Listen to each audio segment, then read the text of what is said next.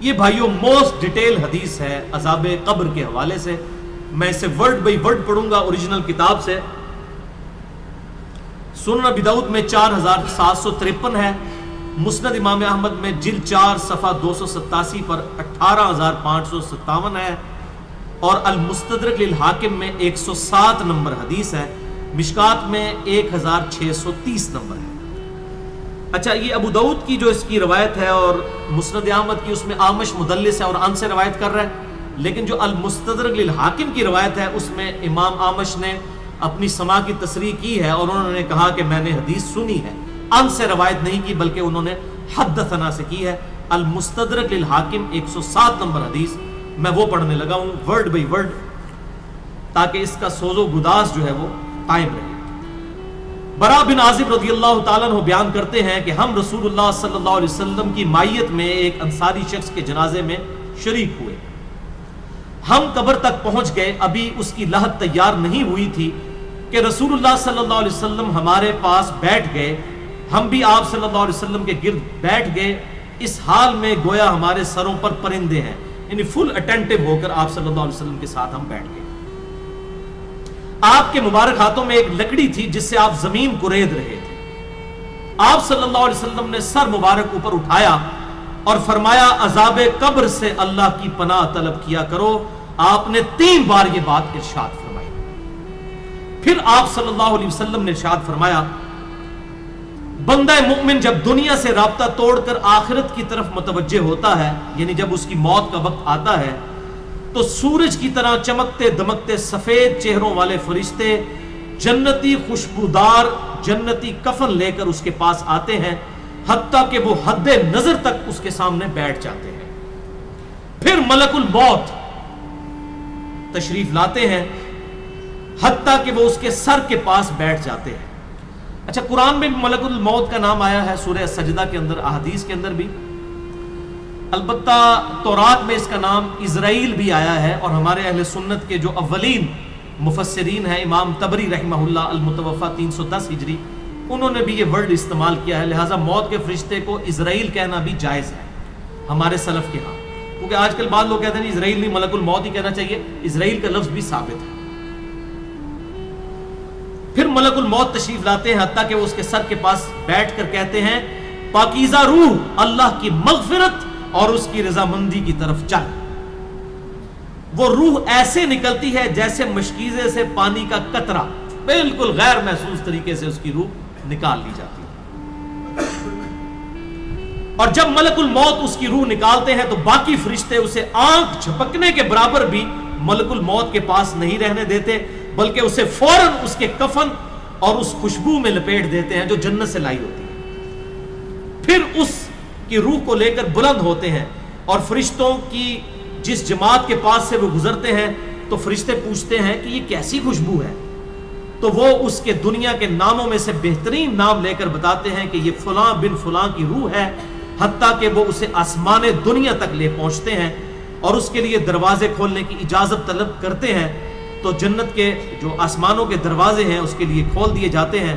پھر ہر آسمان کے مقرب فرشتے اگلے آسمان تک اسے پروٹوکول دیتے ہوئے اس روح کے ساتھ جاتے ہیں حتیٰ کہ اسے 7ویں آسمان تک پہنچا دیا جاتا ہے. تو اللہ تعالیٰ فرماتا ہے میرے بندے کا نامہ اعمال علیین میں لکھ دو, جو سورۃ المطففین میں آیا ہے. علیین اور سجین یہ 2 مقامات ہیں. ایمان والوں کی روحیں جو ہیں علیین میں ان کا نامہ اعمال لکھا جاتا ہے اور جو منافقین ہیں مجرم ہیں سجین میں لکھا جاتا ہے. سورۃ المطففین سورت نمبر 83 ہے پارہ نمبر 30 کے اندر. اور اسے واپس دنیا کی طرف لے جاؤ کیونکہ میں نے انہیں اسی دنیا سے پیدا کیا اور اسی میں انہیں لوٹاؤں گا اور پھر دوبارہ اسی سے نکالوں گا. پھر اس کی روح اس کے جسم کی طرف لوٹا دی جاتی ہے. لیکن یہ لوٹنا دنیا کا سا لوٹنا نہیں ہوگا. یعنی وہ لوٹنے کے بعد یہ نہیں ہے کہ مردہ قبر میں کوئی بیٹھ جائے گا ہمیں نظر آئے گا. یہ سب کچھ برزخی معاملات ہوں گے جو میں نے پچھلی دفعہ ڈسکس کیے تھے سورہ فاطر کی آیت نمبر 42 کے تحت کہ نیند کی حالت میں بھی انسان کی روح قبض ہوتی ہے لیکن اس کو چٹکی کاٹے تو وہ جاگ اٹھتا ہے. روح کا تعلق بھی رہتا ہے اس حالت میں بالکل اس طریقے سے. یہ ایک ڈیفرنٹ لائف ہے, برزخی لائف. پھر 2 فرشتے اس کے پاس آتے ہیں یعنی اس کی قبر میں, اسے بٹھا کر پوچھتے ہیں اب یہ وہ 4 سوال یہاں پر آ رہے ہیں اس ڈیٹیل حدیث میں. پہلا سوال کرتے ہیں تیرا رب کون ہے؟ من رب کا؟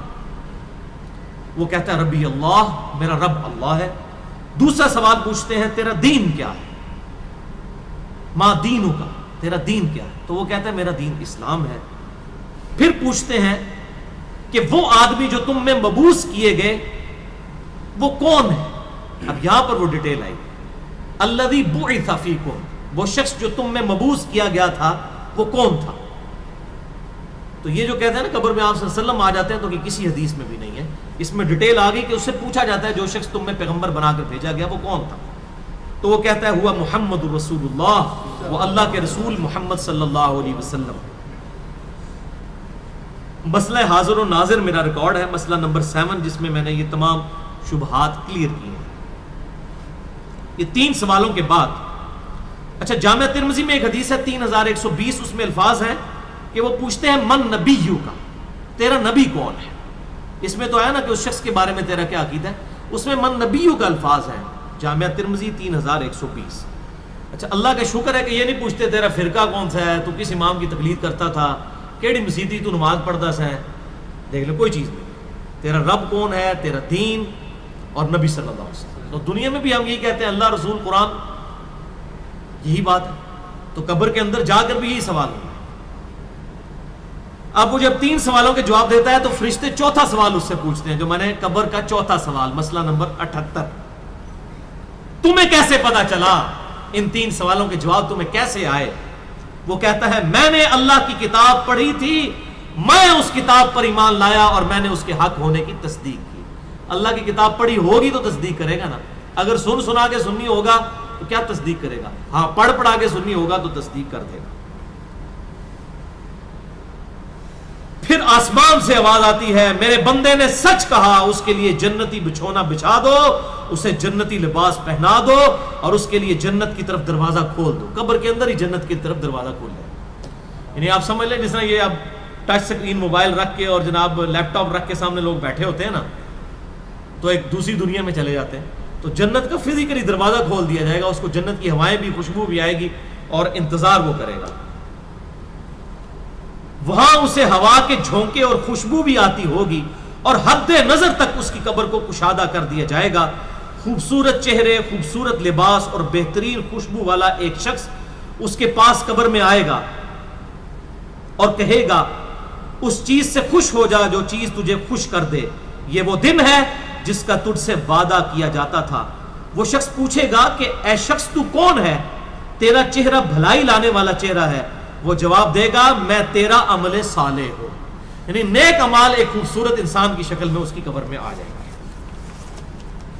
تو پھر وہ شخص کہے گا اے اللہ، اے میرے رب، جلدی کر، فوراً قیامت قائم فرما دے حتیٰ کہ میں اپنے اہل و عیال کی طرف چلا جاؤں. یعنی مومن کہے گا اللہ جلدی جلدی قیامت آئے، مجھے تو اینڈ رزلٹ نظر آ رہا ہے، مجھ سے انتظار نہیں ہوتا، فوراً قیامت آ جائے. ابھی سائملٹینیس کنٹراسٹ آنے والا ہے اس کا. جب کافر اور مجرم شخص دنیا سے جاتا ہے تو آپ صلی اللہ علیہ وسلم نے فرمایا سیاہ چہروں والے فرشتے بالوں سے بنا ہوا ایک کمبل لے کر آسمان سے نازل ہوتے ہیں اور حد نظر فاصلے تک اس کے سامنے بیٹھ جاتے ہیں. پھر ملک الموت، موت کا فرشتہ آتا ہے حتیٰ کہ اس کے سر کے پاس بیٹھ جاتا ہے اور کہتا ہے خبیث روح اللہ کی ناراضگی کی طرف چل. وہ روح اس کے جسم میں پھیل جاتی ہے تو وہ ملک الموت اس طرح اسے کھینچتا ہے جیسے لوہے کی سلاخ کو گیلے اون میں سے کھینچا جاتا ہے، چھس کر کے.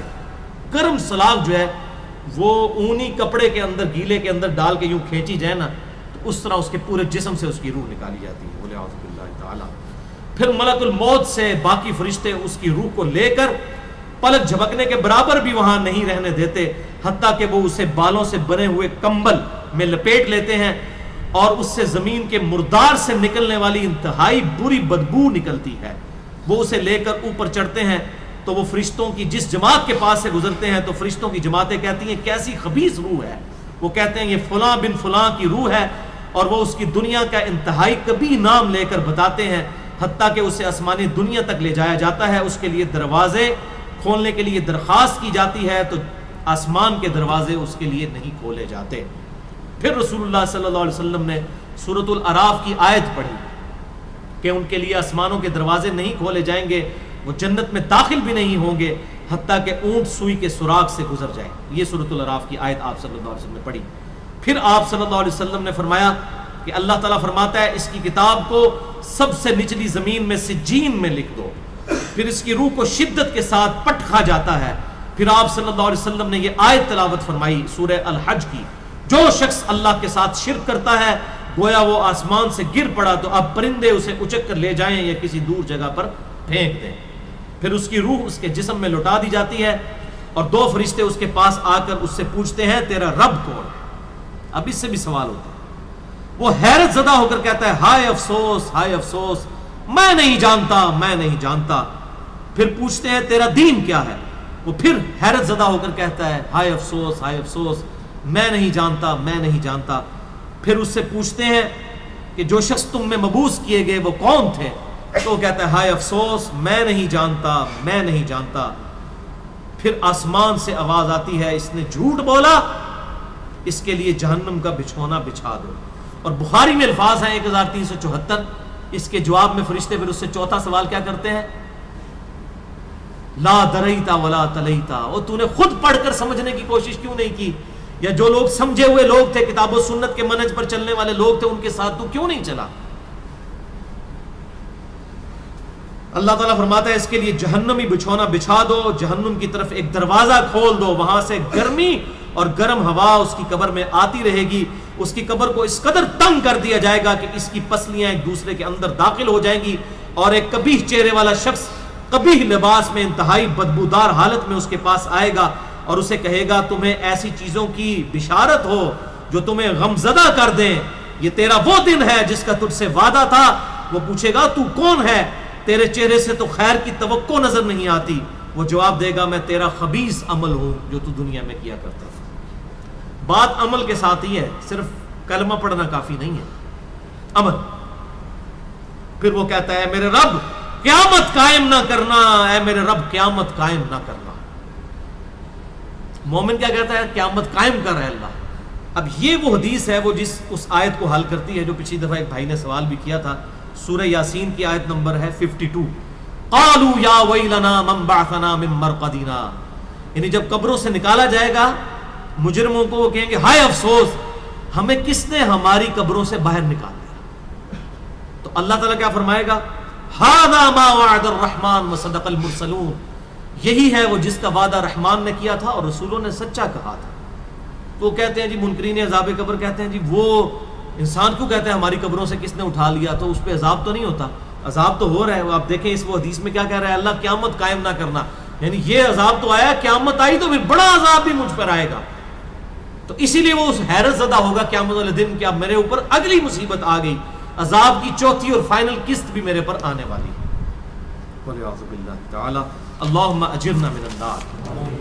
11ویں حدیث سنن نسائی میں 1834، مشکات میں 1629.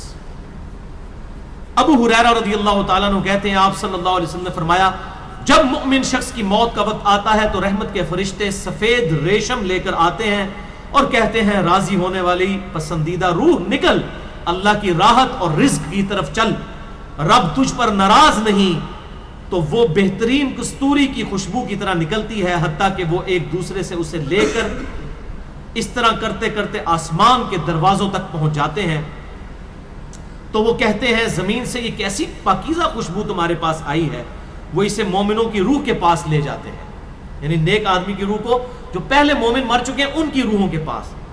تو انہیں اس کے آنے پر اس سے بھی زیادہ خوشی ہوتی ہے، یعنی مومن انتظار کر رہے ہوتے ہیں اور ویلکم کرتے ہیں. جیسا کہ تم میں سے کسی کو اپنے بچھڑے ہوئے شخص کے ملنے پر خوشی ہوتی ہے. تو وہ آلریڈی جو مردہ روحیں وہاں پر پہنچی ہوتی ہیں، جو مر چکے شخص جو ہوتے ہیں ان کی روحیں، وہ نئی آنے والی روح سے پوچھتے ہیں فلاں کا کیا حال ہے، فلاں کا کیا حال ہے. پھر وہ کہتے ہیں اسے چھوڑ دو کیونکہ یہ ابھی ابھی دنیا کے غم میں مبتلا ہو کر یہاں پر آیا ہے. تو مرنے والا شخص کہتا ہے کہ تم جس شخص کے بارے میں مجھ سے پوچھ رہے ہو وہ تو فوت ہو چکا ہے، کیا تمہارے پاس نہیں آیا؟ وہ کہتے ہیں اسے تو اس کے ٹھکانے ہاویہ یعنی جہنم میں پہنچا دیا گیا ہے، اور جب کافر شخص کی موت کا وقت آتا ہے تو عذاب کے فرشتے بالوں کا لباس لے کر اس کے پاس آتے ہیں اور اسے کہتے ہیں ناراض ہونے والی ناپسندیدہ روح نکل، اللہ کے عذاب کی طرف چل۔ وہ مردار کی انتہائی بدبو کی صورت میں نکلتی ہے، حتیٰ کہ وہ اسے زمین کے دروازے کے پاس لے آتے ہیں تو وہ کہتے ہیں یہ کتنی بدبودار ہے، حتیٰ کہ اسے کافروں کی روح کے پاس ملا دیا جاتا ہے۔ اب دیکھیں کہ وہ مومن پوچھ رہے ہوتے ہیں، اب میں اس کو ٹرانسلیٹ کر رہا ہوں، برا نہیں منانا۔ وہ مومن کہتے ہیں کہ فلاں شخص کا کیا حال ہے، فلاں بزرگ، فلاں مولوی صاحب، فلاں حضرت صاحب کدھر ہے؟ وہ کہتے ہیں وہ تو جناب کدوں نہ مار بیٹھے تو آڈے کول نہیں پہنچے، اور پھر فرشتے سے جناب ایتھے نہیں آئے جو دوزخ کیچے، یہ دیکھ لیں۔ یعنی وہ اسی لیے پوچھ رہے ہوتے ہیں کہ تو چل ہم تک پہنچ گیا، فلاں بھی ایک دنیا میں بڑا کوئی مشہور نیک آدمی تھا، وہ کدھر گیا؟ تبھی تو وہ ایکسپیکٹ کر رہے ہوتے ہیں نا اس کو کہ اس کو بھی یہاں پہ آنا چاہیے، تو ان کو بتایا جاتا ہے کہ بھئی وہ یہاں پر نہیں، وہ کہیں اور پر ہے۔ بولے اعوذ باللہ۔ 12ویں حدیث جامعہ ترمذی میں 1071 نمبر اور مشکات میں 130 نمبر ہے۔ سیدنا ابو ہریرہ کہتے ہیں نبی صلی اللہ علیہ وسلم نے فرمایا جب میت کو دفن کیا جاتا ہے تو 2 سیاہ فام نیلی آنکھوں والے فرشتے اس کے پاس آتے ہیں، ان میں سے ایک کو منکر اور دوسرے کو نکیر کہا جاتا ہے۔ سیاہ فام نیلی آنکھوں والے خطرناک شکل کے فرشتے منکر اور نکیر۔ پس وہ کہتے ہیں تم اس شخص کے بارے میں کیا کہا کرتے تھے، یعنی نبی صلی اللہ علیہ وسلم کے بارے میں سوال ہوتا ہے تو وہ کہتا ہے وہ اللہ کے بندے اور اس کے رسول ہیں، میں گواہی دیتا ہوں کہ اللہ کے سوا کوئی معبود نہیں اور محمد صلی اللہ علیہ وسلم اس کے بندے اور رسول ہیں۔ وہ دونوں فرشتے کہتے ہیں ہمیں پتا تھا تم یہی جواب دو گے۔ پھر اس کی قبر کو لمبائی اور چوڑائی میں 70 ہاتھ کشادہ کر دیا جاتا ہے۔ یہ 70 کہتے ہیں کثرت، حد نظر تک کشادہ کر دیا جاتا ہے۔ پھر اس کے لیے اس میں روشنی کر دی جاتی ہے، پھر اسے کہا جاتا ہے سو جا۔ وہ کہتا ہے میں اپنے گھر والوں کے پاس واپس جانا چاہتا ہوں تاکہ انہیں بتاؤں کہ میں کامیاب ہو گیا ہوں، لیکن وہ کہتے ہیں کہ تو دلہن کی طرح سو جا جسے اس کے گھر کا عزیز ترین فرد ہی آ کر بیدار کرتا ہے، حتیٰ کہ اللہ تعالیٰ اسے اس کی خوابگاہ سے قیامت والے دن بیدار کرے گا۔ یعنی اسے لٹا دیا جائے گا، پھر اس پہ وہ کیفیت وہ جنت والی تاری رہے گی، پھر الٹیمیٹلی اللہ تعالیٰ اسے دوبارہ سے زندہ کرے گا۔